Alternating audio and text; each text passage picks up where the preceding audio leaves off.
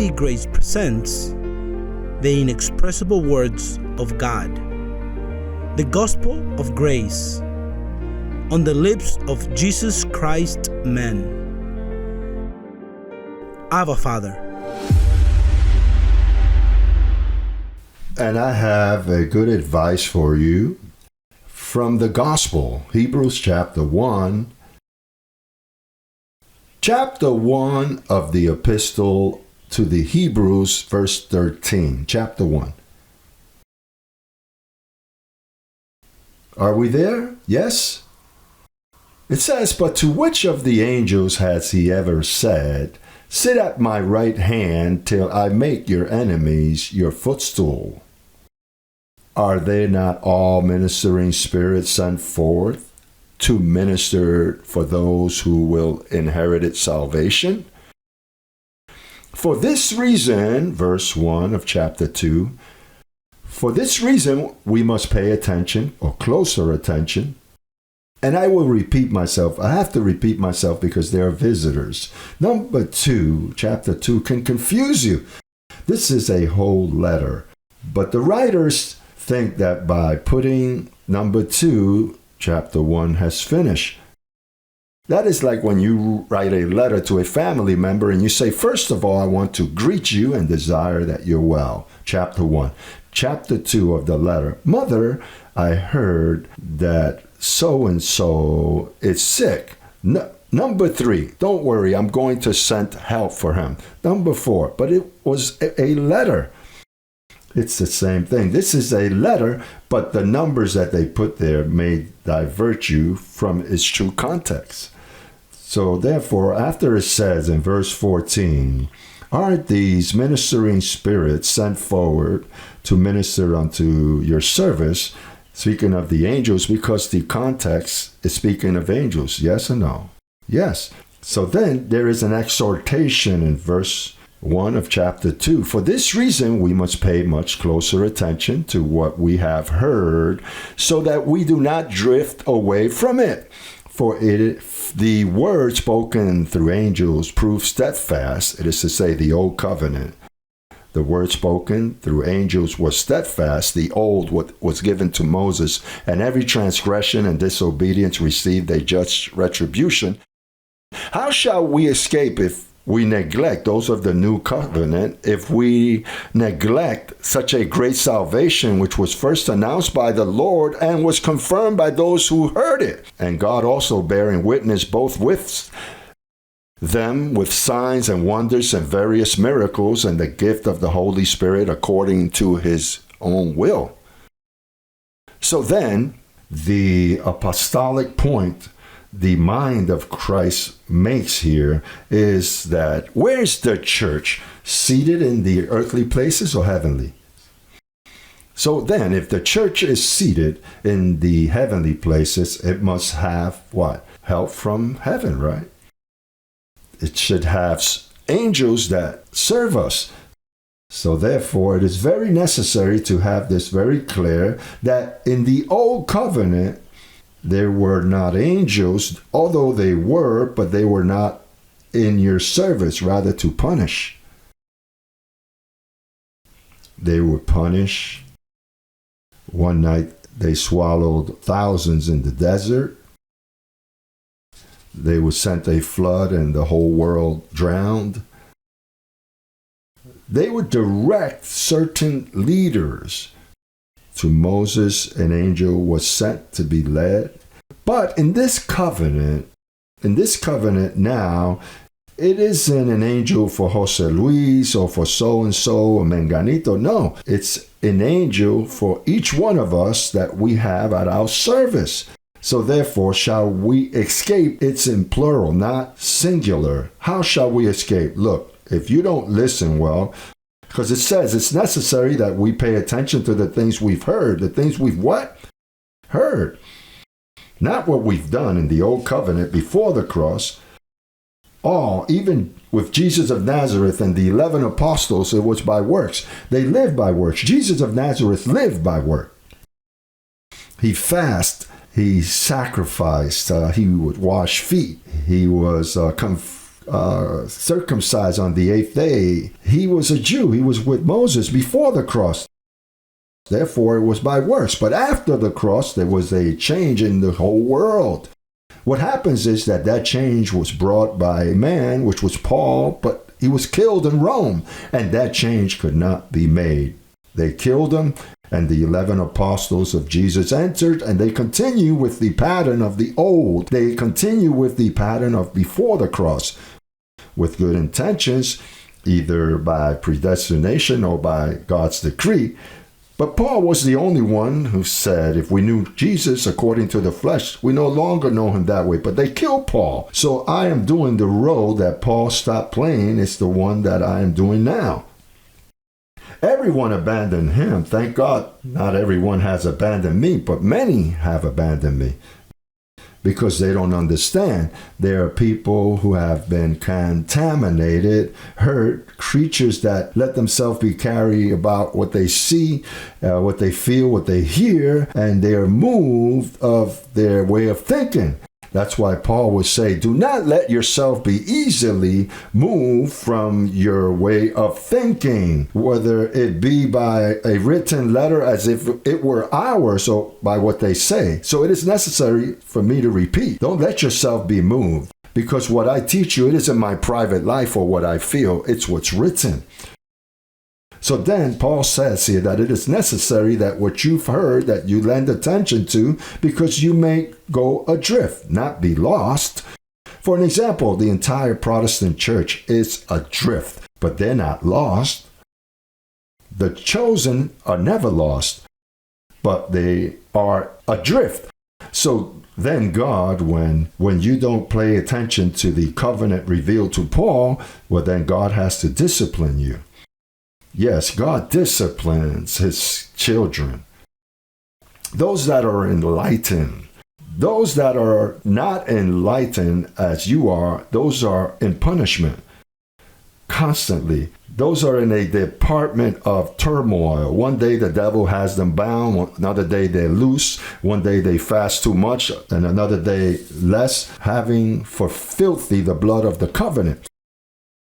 All Christianity is in that state because they live according to what they see and they feel. Now, the ones that are enlightened, the ones that know that they've been predestined, chosen, blessed, that they're complete, that with one offering, Christ made us perfect forever. To us, we receive discipline, and I rejoice because the discipline is for children, and every parent that loves his child, he disciplines him. Right?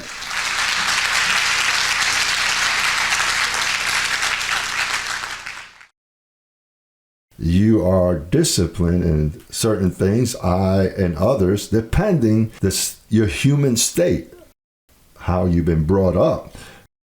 That is why we don't criticize each other nor know each other according to the flesh, because you already come formed in the form your way that your parents brought you up. So God has to discipline you in the way you need, and the other in the way he would need, and the young man, the young lady, the elderly, God disciplines. To discipline means to correct, not to punish. Though within that discipline we suffer, and the things we would love that take place in our life don't. But God disciplines his children, and the idea is to take you to reign in life.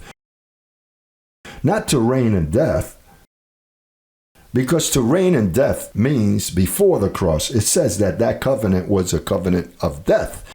When you keep the Sabbath day or begin to fast, abstain yourself from religious things, you are reigning in death, and in death, you're not going to reign. You're going to die. You're going to dry up. I've seen religious leaders destroyed.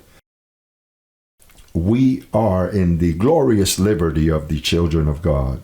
That's why the rest of the apostles, when they heard Paul speak the way I speak, because Paul was like that. He told Timothy, because of your constant or frequent illnesses, because he lived in a region where the water was acidic, drink a little wine because it's going to suit you. But a religious person would say, Paul, you seem like a libertine.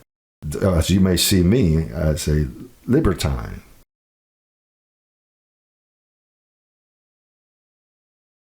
My husband that likes wine, now the pastor is promoting. I'm not promoting the wine. If he's going to drink it, he'll drink it secretly. What could happen is that he controls himself and exercises self-dominion and does it, since it's normal to do it with dominion, to do it before you and not hide. So you can advise him, listen, good enough, 1 or 2, depending on the resistance of the individual. But what I am saying is that the church, it's supposed to have a reverence fear in front of some angels who are at your service, not before me or before others. You have to learn that there are spiritual beings listening to you, serving you, waiting for you to give orders. Orders in order. It's not orders, hey, what's going on here? No. To be orderly is to say, I understand that there is an angelic service that you're supposed to give me. My duty is that what I've heard, I keep firm in this covenant. Therefore, I require that service. I require health to the children. Make the same little trap that God makes to you through me. Instead of scolding at them so much, you take them and say, my son, my daughter, however you call them, they are angels at your service. And they expect you to answer them. And they're going to help you. But they are also going to discipline you if you don't walk where you should walk. And this is my advice. That works better than 1,000 scoldings or 1,000 screams. You know that it's easy for parents to scream and parents to, you give advice, and then after you educate them, you turn them over to the Lord and let the Lord handle it, because you're not going to be governing your children all of your life. I'm saying, there are parents that have their children 18, 19, and they get married and they continue behind them. And be careful. No. Time comes that they will unite and they will be one, right? And after all, it doesn't suit you. It suits you that they get married and leave you alone so you could reign in life. Since you're alone, now be at rest. You've supported them all their life. Why you continue behind them? It's best they come behind you, but not you behind them.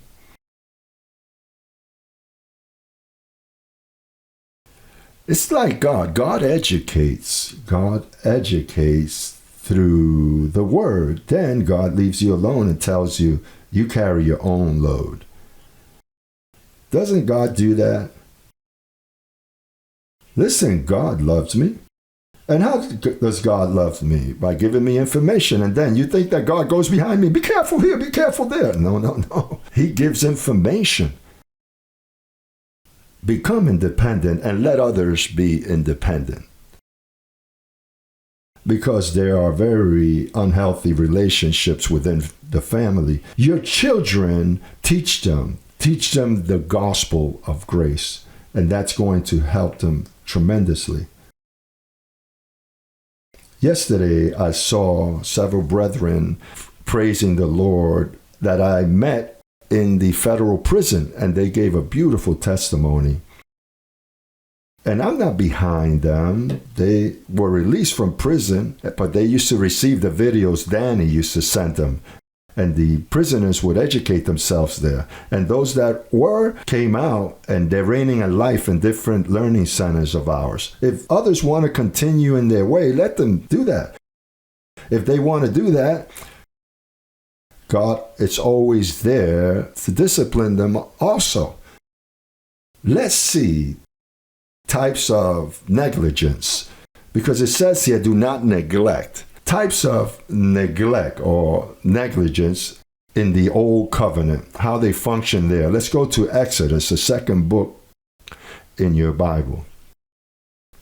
Exodus chapter 23.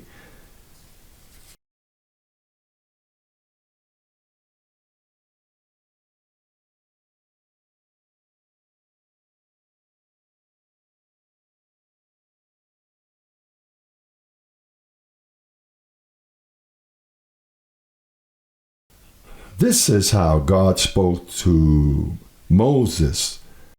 Not to all the people, but to Moses, he said this. 23, second letter of the scriptures. Behold, I am sending an angel before you to protect you along the way and to bring you to the place I have prepared. Listen, that sounds like good works ordained beforehand, right? It sounds like the verse in Ephesians 2:10. Behold, beware of him and obey his voice. Do not be rebellious towards him, for he will not pardon your rebellion, since my name is in him. And there is a problem, and thank God that we are in a new covenant. That is why he alone would send that angel to Moses. But now in this new covenant, it's more dangerous because now the angel is with you also. You have your own angel. You know that that angel used to speak to me even before I came to the Lord. It is a voice. You remember that little voice that used to tell you, be careful, don't do this. It would advise you, and even advising you that, and you would disobey it, and you'll hear another voice that tells you, man, I kind of sensed that I shouldn't have done this. It's happened to me many times. But I didn't know it was angels. I thought it was a hunch or, everything we're told. But that angel has always been there. But before it was only with leaders. Now it's assigned to all of us because we are all competitive ministers of a new covenant. Look at Genesis 48, the prior book. Genesis 48. They've always been present in all of the time that God has dealt with man. 48, verse 15 and 16.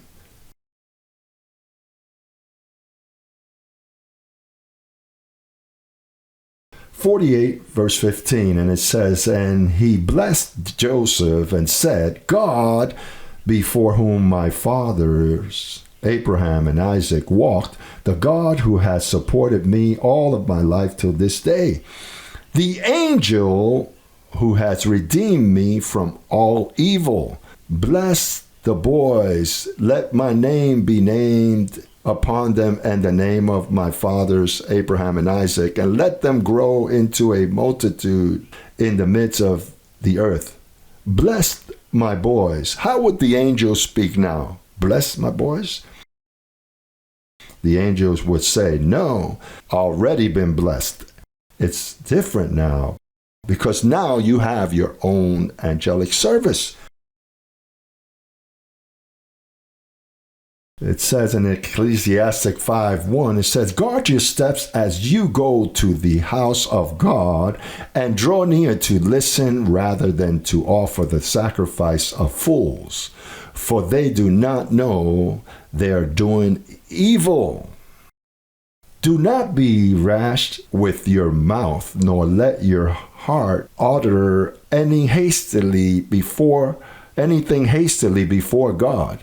That's why I said Wednesday that God gave us 2 ears and 1 mouth to hear more and speak little, to be careful what you speak. It says, for God is in heaven and you on earth.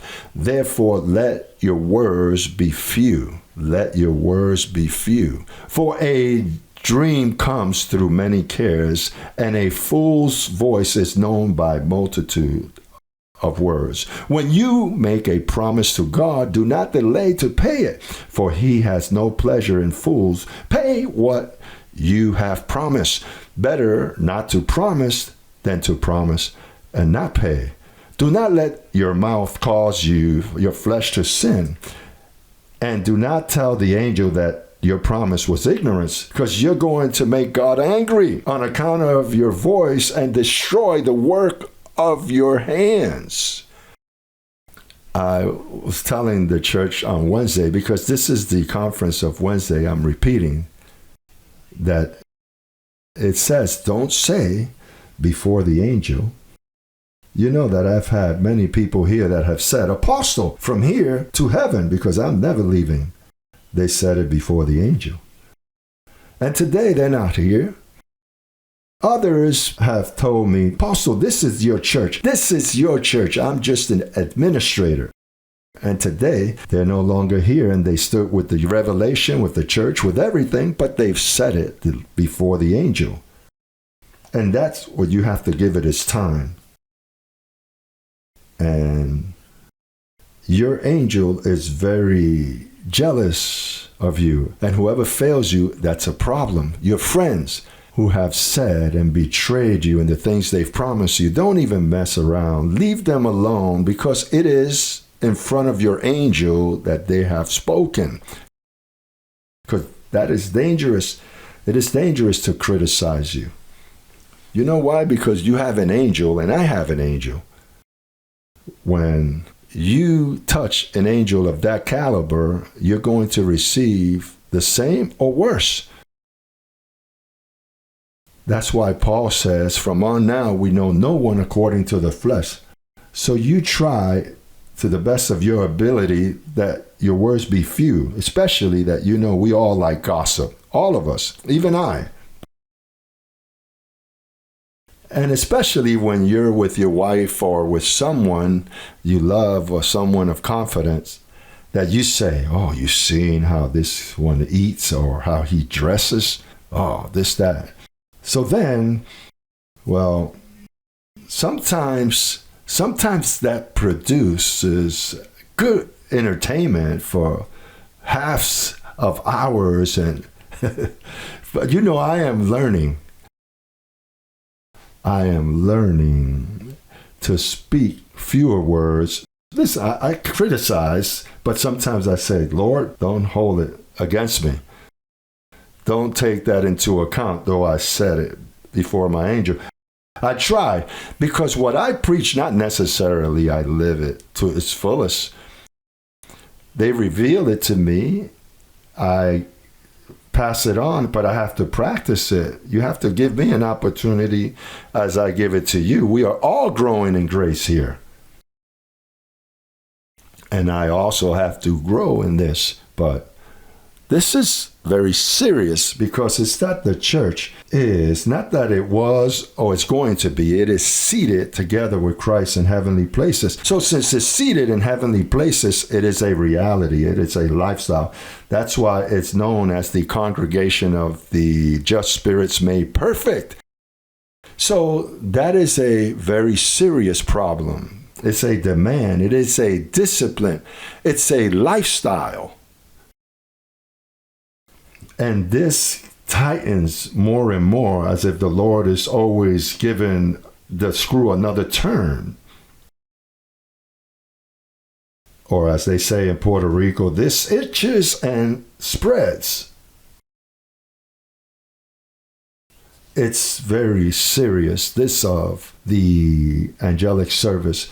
Let's see how Paul put it in the New Covenant. First letter to Timothy, chapter 5.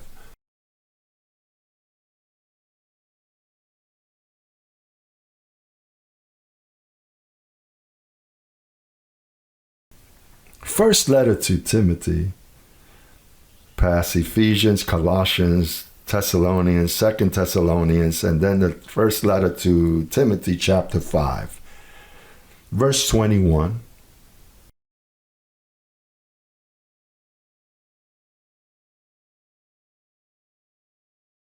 Verse 21.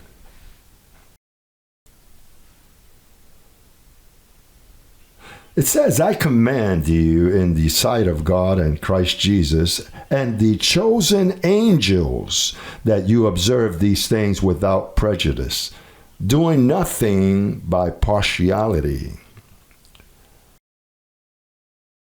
Before whom? His chosen angels? Paul told Timothy, look, you are before chosen angels. I plead the Lord that you can grow in this area, because this is not only going to keep you healthy, but this is, the more you learn this, the angel is more committed to you. Because what it asks of you here is that what you've heard, that you persist in what you've heard, that you're not slow to hear, because that's all the Lord demands. He does not demand something you can't give him. Just the ear. If you give him your ear, that is why this is easy. The gospel is easy. The Lord said it. My load is light and easy, but it demands the mind. So then, I am growing in this gospel, and the Lord tells me the medicine is also for you. I demand that what you've heard, you persist in what you've heard. The rest, hallelujah, it's easy. I carry it out. I heal you. You don't have to go to hospitals. I maintain you well. I serve you. I care for you. I protect you. I don't know if you like that. To feel good is a privilege, right? After all, you have a good spirit. That's a spirit of power, of love, and self-dominion. Listen, a spirit of power, because in this there is power. In the knowledge, there's power. And a spirit of love. You're not a fighter. No, you have to scream or raise your voice. You are a docile person. Someone don't understand you, that's another problem. But with a spirit of love, you know how to love. You're not unjust with others. You do what is just as far as you can. You try. And then you have a spirit of self-dominion. You don't have to be told, don't eat too much, eat less. Calm down. I like it. I have self-dominion in all things. You have self-dominion. You should do things with sanity, because the spirit of self-dominion that's in you governs you. Say, it governs me. That is a spirit. That isn't your spirit. It's the fruit of the Spirit. It's not your fruit. You can't bear fruit. The branches cannot grow if the trunk does not feed it. The sap comes from the trunk, but it isn't the fruit. Brother, force yourself and be brave. That's in the old covenant. Force yourself and be brave. Leave those verses elsewhere. Here you can't force yourself. Here is enter God's rest. Or strengthen yourself in grace, and grace tells you not to do anything, to rest. God has not finished with you. He hasn't finished with me. I've been 20 years in this. It's been 15 since I begun, but 5 years went by before I incorporated it and said, this is like this, because I used to be shaken, because I was like a salmon against the current, because everywhere I would go speak, I would go to many churches everywhere, and the beloved loved the message, but the pastors will call me and say, that you are saying, that's against every one of our rules. But listen, Pastor, what I am concerned of is that this is against the rule, but not against the gospel. Yes, but you're going to bring about a lot of problems. So what do you want me to do, to lie?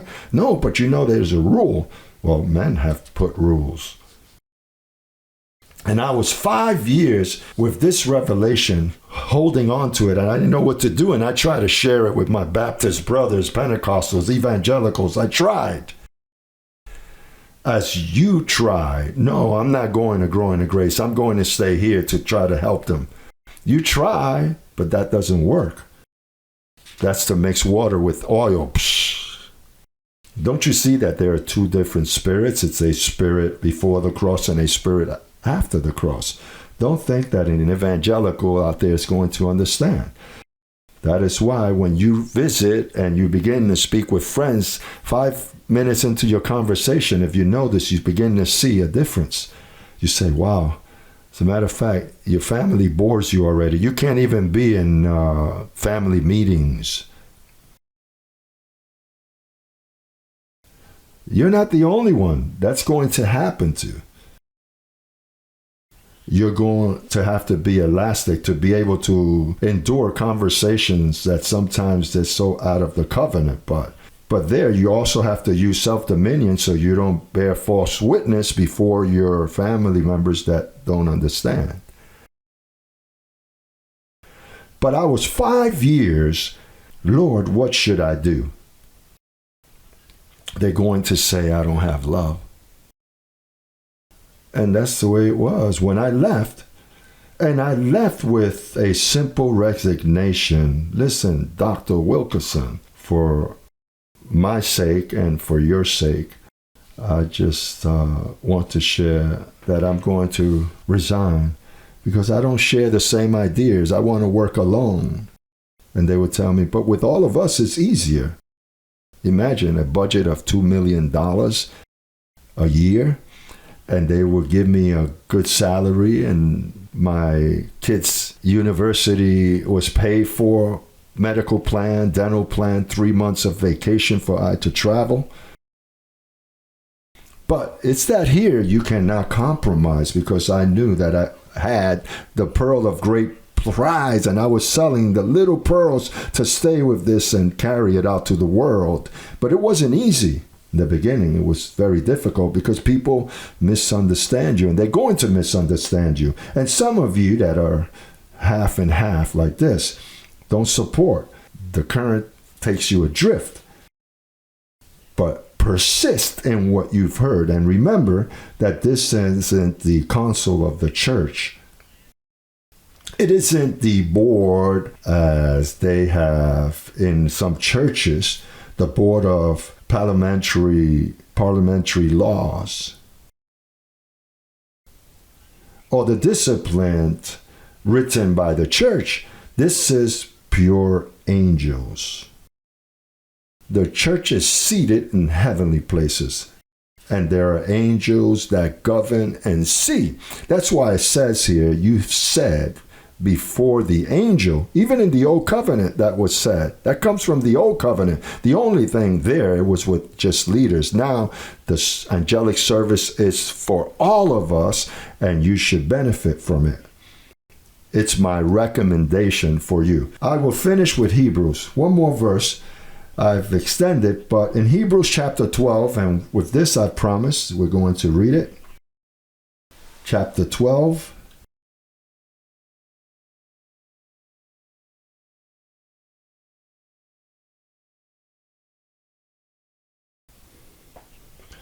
Chapter 12, verse 28 and 29.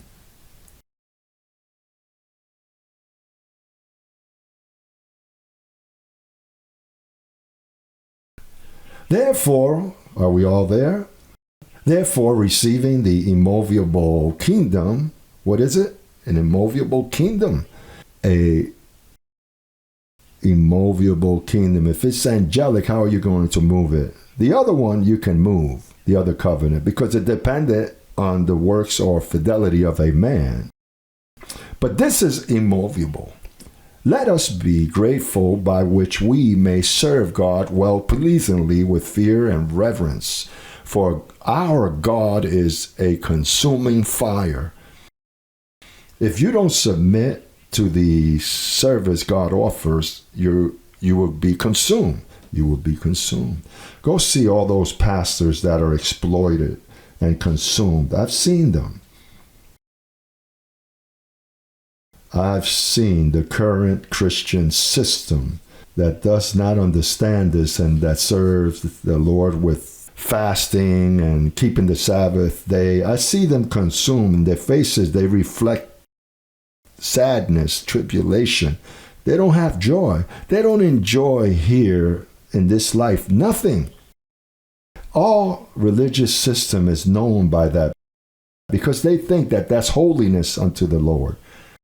That is trying to sanctify what's unsanctifiable, dealing with their flesh, and they consume themselves. There are not one that have survived. That's why Paul says right there, for it is good that the heart be established by grace and not with foods. There in Hebrews 13, since we're there, one more point I want to make. 13, verse 9. Do not be carried about with various and strange doctrines, for it is good that the heart be established by what? By grace. It is good that this ain't strange doctrine or various doctrines. It is good to establish the heart, with the mind, not with foods which have not profited those who have been occupied with them. How many have profited? Have anyone profited? Oh, can one say, it works for me what I'm doing out of grace? Says it has not profited anyone. And it will not profit anyone that opposes this doctrine.